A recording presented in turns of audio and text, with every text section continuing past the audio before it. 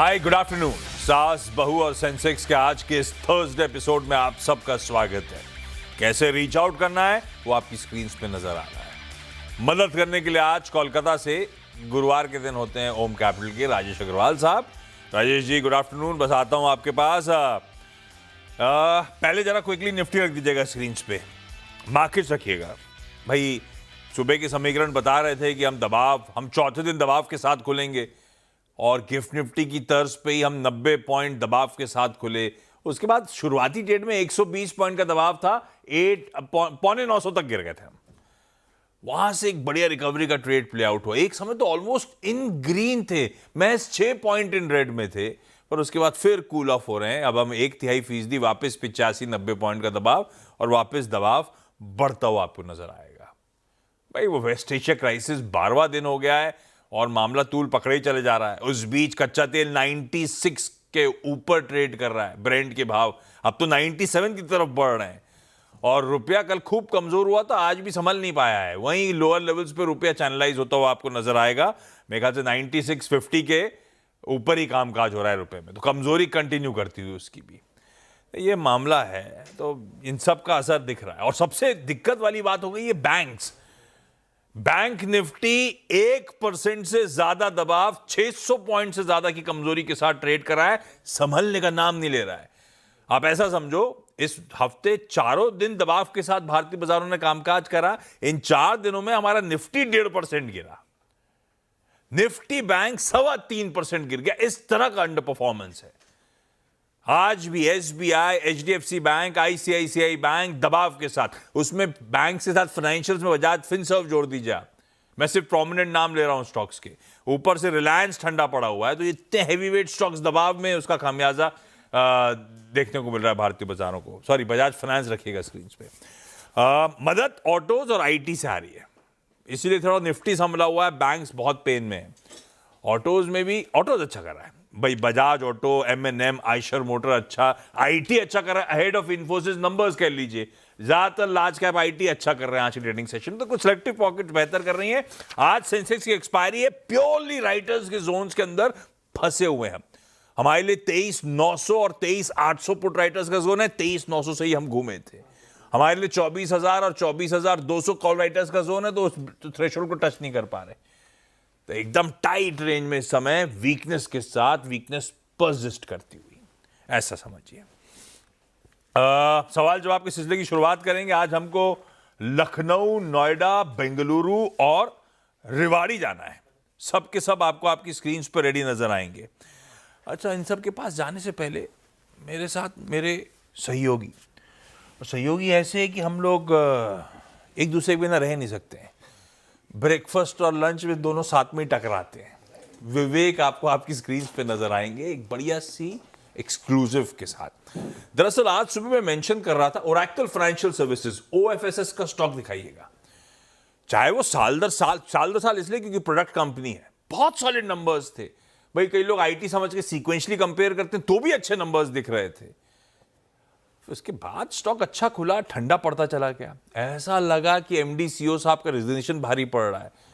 पर इस बीच विवेक एक बढ़िया सी और एक्सक्लूसिव ले आए जो शायद एक ओवरहैंग के तौर पे एक्ट करती हुई। भाई साहब गुड आफ्टरनून, क्या खबर है हमारे पास? Good afternoon. आई होप हमारे 2 बजे का लंच मीटिंग अभी भी जारी है। तो सबसे पहले मैं बताता हूँ हमने अभी तक क्या कवर किया है ओएफएसएस को लेकर। ओरेकल फाइनेंशियल सॉफ्टवेयर सर्विसेज, इसमें 2 चीज़ें। एक है Indian listed entity Oracle financial software services, जिसने कल शाम को रिजल्ट दी है। उसका पेरेंट कंपनी है ओरेकल सॉफ्टवेयर, जो ये कंपनी यूएस वाली वो लिस्टेड है। ही हैज़ ओवर 72% स्टेक है उसके पास ओरेकल फाइनेंशियल में। Oracle financial OFSS Indian company जो है, उसके नंबर्स बहुत अच्छे आ रहे हैं। थोड़ा लंपी बिजनेस है, like you said it's a product business, थोड़ा लंपी बिजनेस है। But despite that limited estimates है, बट जो भी नंबर आया है एस्टिमेट और अनुमान से कई गुना अच्छा आया है। बट हमारे सूत्रों के अनुसार हम क्या पिकअप कर रहे हैं, ओरेकल कॉप जो है, जो यूएस लिस्टेड एंटिटी जिसका 72% स्टेक है, वो कई फिनेंशियल दिक्कतों में जा रही है। इनफैक्ट उसका रिसेंटली S&P ग्लोबल जो है, जो रेटिंग एजेंसी है, इंडिया में भी वो करते हैं रेटिंग, ग्लोबली भी करते हैं, उन्होंने Oracle OFSS या Oracle Cloud जो पेरेंट कंपनी है उनका रेटिंग, क्रेडिट रेटिंग जो है डाउनग्रेड किया था। इनफैक्ट ये लेवल पे डाउनग्रेड किया है कि उसका रेटिंग जो है वो जंक से सिर्फ 1 गुना ज़्यादा है। ओके, सो ये एक प्रॉब्लम है Oracle को लेके। What is the reason for the problem? उन्होंने कई सारे केपेक्स अनाउंसमेंट किया है, हाइपरस्केलर को लेके, AI को लेके, इंफ्रास्ट्रक्चर को लेके। They are very aggressive, but ये सब चीज़ को लगता है कैश, और उनका कैश फ्लो करंटली प्रॉब्लमेटिक है। नॉट ओनली दैट, वो डिविडेंड पे आउट के लिए भी free cash flow currently generate नहीं कर पा रहे। तो हमारे सूत्रों के अनुसार ये प्रॉब्लम को सॉल्व करने के लिए वन ऑफ द सॉल्यूशंस जो है Oracle क्लाउड के पास, वो बेचने को देख रहा है। इनफैक्ट उन्होंने इन्वेस्टर्स को रीच आउट किया है, इन्वेस्टमेंट बैंकर्स के थ्रू वो एक इंटरेस्ट गेज करने को जा रहे हैं। वो Oracle OFSS में एक हल्का हिस्सा बेचने का सोच रहे हैं। तो इससे उनको देखो, Oracle OFSS जो है उनका ऑलमोस्ट आज सुबह उसका मार्केट कैप कंपनी का ऑलमोस्ट 1 लाख करोड़ है। तो even 10% stake is close to 10,000 crore, जो ऑलमोस्ट $1 बिलियन है। तो काफ़ी बड़ा नंबर है। तो अभी हमें पता नहीं है कि इंटरेस्ट कैसा गया है, बट जितना हमारे समझ है, हमारे सूत्रों के अनुसार, साइज ऑफ दिस ब्लॉक, या ब्लॉक बोलो या स्टेक सेल बोलो, and price of this block, दोनों डिसाइड होगा इन्वेस्टर इंटरेस्ट गेज करने के बाद। और एक चीज़ जानना ज़रूरी है, जो Oracle कॉर्प है US में, उसके पीक भाव से 60% के ऊपर गिर चुका है। जबकि अगर आप OFSS देखोगे इंडिया में, वो सिर्फ आउट परफॉर्मर नहीं रहा है, वो उसके खुद के mid cap IT company peers जो है उसका भी आउट परफॉर्मर है। सो देयर इज एक डाइवर्जेंस है, बट ये एक ओवरहैंग बन के रह सकता है। हमने और OFSS इंडिया को भी लिखा है, उनके मीडिया टीम को, और Oracle क्लाउड को भी लिखा है। हम एक रिस्पॉन्स अवेट कर रहे हैं, जैसे ही रिस्पॉन्स आएगा हम आपको बताएंगे, हमारे व्यूअर्स को बताएंगे।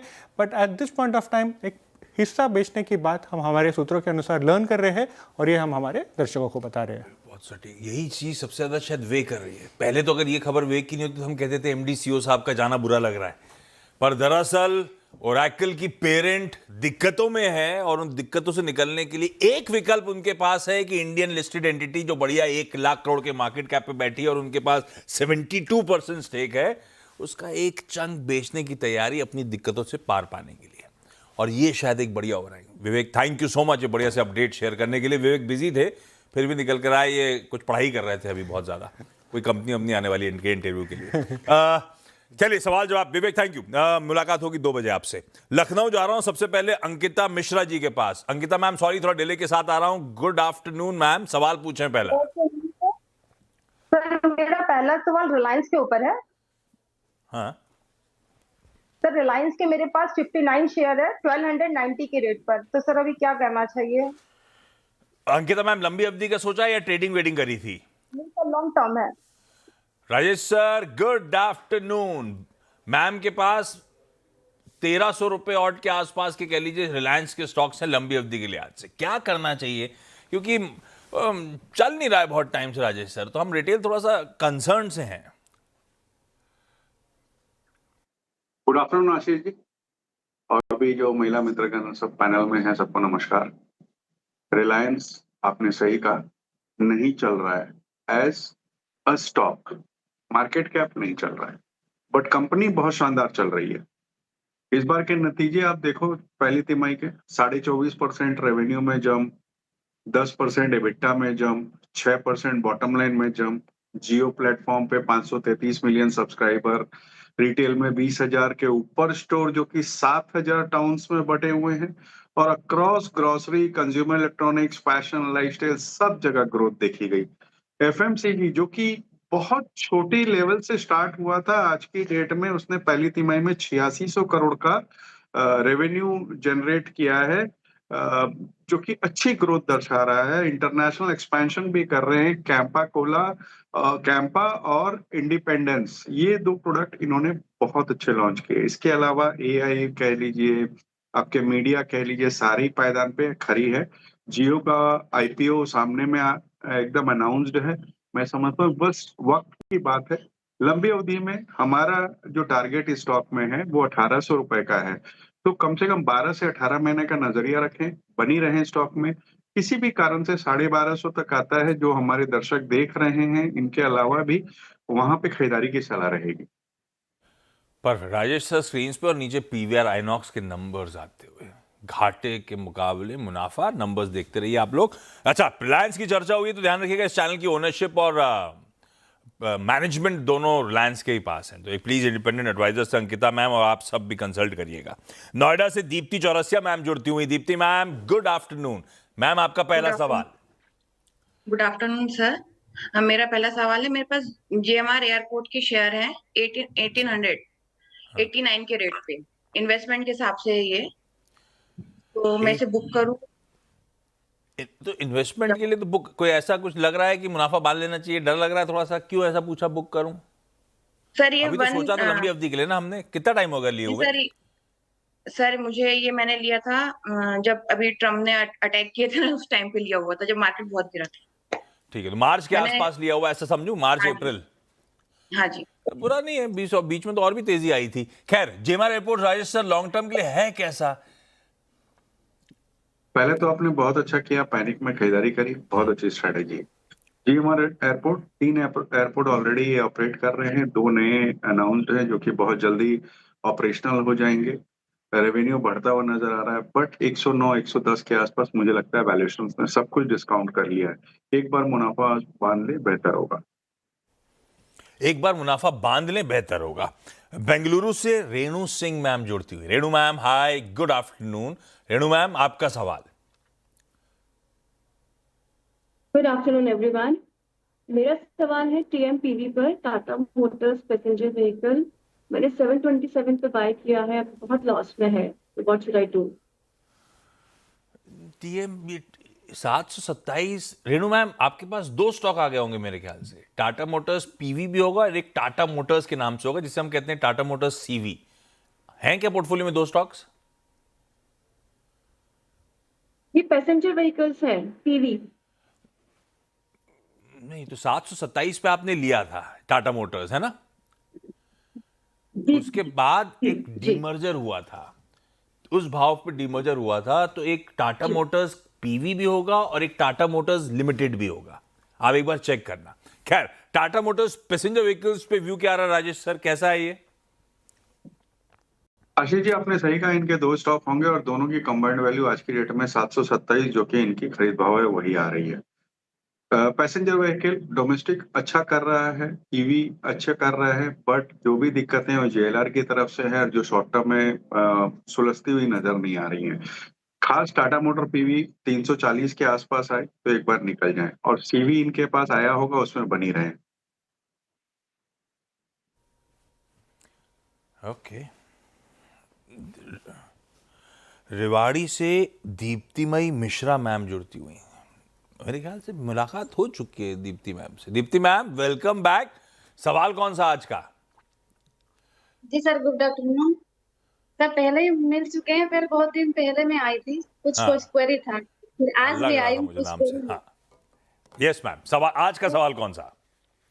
सर आज मेरा सोना बीएलडब्ल्यू के ऊपर है, 492 बाइंग प्राइस है और 100 शेयर है, उसमें क्या करना है? होल्ड करें या प्रॉफिट बुक करके निकल जाए? सोना बीएलडब्ल्यू, आज नतीजे आ रहे होंगे, कल बढ़िया वो डेंसो के साथ जेवीज अनाउंस कर दिए। राजेश सर, निकलना है या बने रहना है सोना बीएलडब्ल्यू में?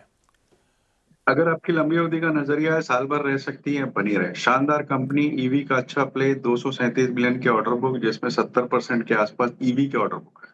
न केवल भारत में बल्कि इंटरनेशनल मार्केट्स को भी कैटर कर रही है। दिक्कतें मैनेजमेंट की, कुछ दिक्कतें आई थी उसको लेकर के थी, लेकिन अब मुझे लगता है कि यहाँ पे खरीदारी भी की जा सकती है। अंकिता मैम, हमारा अगला सवाल रिलायंस के बाद। सर मेरा सेकंड क्वेश्चन है एचडीएफसी के ऊपर, जो मैंने 100 शेयर 900 के रेट से बाय किया है। एचडीएफसी 900 की खरीद। Yes, sir. और अंकिता मैम, बने रहना है कि आप निकलें, बहुत परेशान कर रहा है, ऐसा सवाल है?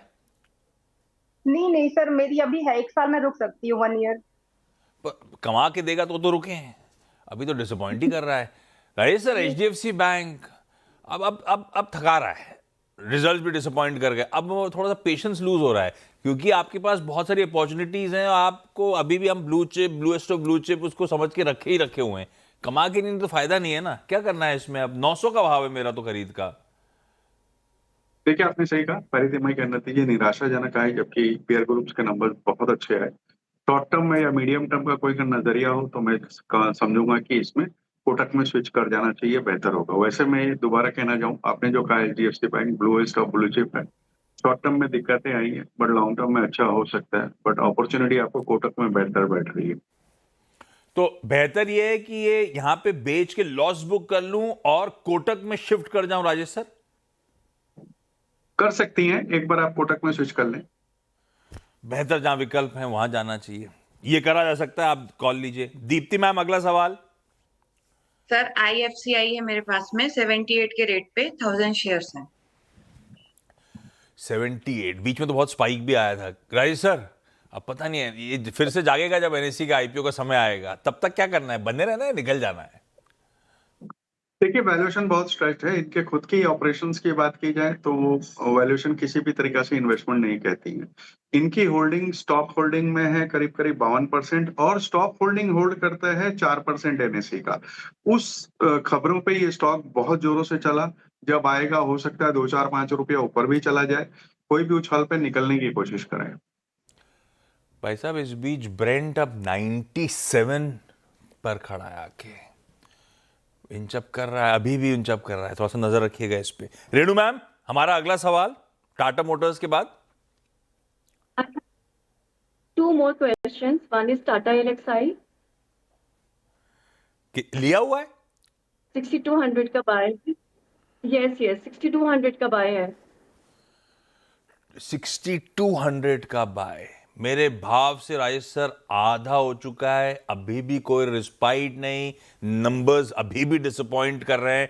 टाटा एलेक्सी में क्या करूं? आपने सही कहा, नंबर अभी भी डिसअपॉइंट कर रहे हैं। पहली तिमाही के नतीजे बहुत खराब आए। मीडिया एरोस्पेस थोड़ा स्टेबल हो रहा है बट हेल्थ केयर वगैरह में तो अभी भी दिक्कतें हैं और बहुत ज्यादा बाजार में सुधार भी आया तो मुझे 4200-4300 रुपया से ऊपर जाता है इस वक्त दिखाई नहीं दे रहा, अनलेस कि अगले क्वार्टर्स के नंबर बेहतर हो। तो बहुत माने हार्डली आपको डिसीजन लेना पड़ेगा कि यहाँ पे आपको लॉस बुक करना चाहिए। और ये डिसीजन सबसे मुश्किल होता है, इतना नुकसान होने वाला है। खैर, ये लेना पड़ेगा। Ma'am Ankita ma'am, Deepti ma'am, Renu ma'am, Diptimayee ma'am, thank you so much आप सबका जुड़ने के लिए। राजेश सर बने हुए हैं ब्रेक के उस पार। आज का एक बढ़िया सा फंडामेंटल आइडिया लेके लौटूंगा। स्वागत है SBS स्टॉक पिक का स्टिंग प्ले आउट करिए। एक बढ़िया सा फंडामेंटल आइडिया हम सबका इंतजार कर रहा है। अरे बाप रे, कच्चा तेल रुक नहीं रहा है, 98 की तरफ बढ़ रहा है। एकदम से क्या हो गया? 100 साइकोलॉजिकली बड़ा इंपॉर्टेंट लेवल हो जाएगा, ध्यान रखिएगा उस पर। राजेश सर, आज का एक बढ़िया सा पिक। ग्रेफाइट इंडिया 6 प्लांट है इंडिया में, एक जर्मनी में 98,000 टन की कैपेसिटी है। स्टील इंडस्ट्री जिस तरीके से पॉल्यूशन वगैरह को लेकर के सचेत हुई है तो इलेक्ट्रिक आर्क फर्नेस के द्वारा स्टील प्रोडक्शन को बढ़ावा मिल रहा है, जिसमें ग्रेफाइट इलेक्ट्रोड्स की खपत बढ़ती हुई नजर आएगी, उसलिए डिमांड भी बढ़ती हुई नजर आएगी। कुछ विदेशी कंपनियों ने अपने प्रोडक्शंस बंद कर दिए हैं वहां पे पॉल्यूशन के कारण से, और करीब करीब 600 करोड़ का ये एक्सपेंशन कर रहे हैं जो आने वाले दिनों में और भी बेहतर होगा। क्रूड जो बढ़ रहा है उससे हो सकता है कि थोड़े से वॉलेटाइल हो जाए काउंटर, क्योंकि क्रूड इनका रॉ मटेरियल होता है। जो नीडल कोक है वो क्रूड का डेरिवेटिव है, जो रॉ मटेरियल है इनका। तो शॉर्ट टर्म में हो सकता है वॉलेटाइल हो जाए, बट लंबी अवधि में हमें लगता है कि साल भर में ये स्टॉक मौजूदा स्तर से 15% तक की अपसाइड दे सकता है। मुझे पता था टाइम कम है, लेकिन राजेश सर ने सिर्फ नाम लिया और चुप हो गए। मैंने कहा लगता है यही आज का पिक है बिना रैशनल के। फिर राजेश सर ने बताया ग्रेफाइट इंडिया क्यों पसंद आ रहा है। ये है लंबी अवधि का बढ़िया सा pick. Rajesh sir, thank you so much आज जुड़ने के लिए। शो खत्म कर रहा हूं, अगली मुलाकात होगी 1:27 पे नो योर कंपनी में। और नो योर कंपनी में आज रैलिस इंडिया, वो टाटा ग्रुप कंपनी, उसका मैनेजमेंट होगा। नंबर्स अच्छे आए थे, नंबर्स आउटलुक उन पे चर्चा। ऐसा तो टीजर नहीं दिखाओगे तो कैसे मजा आएगा? जी आए, MD और CEO साहब होंगे आज, तो जुड़िएगा।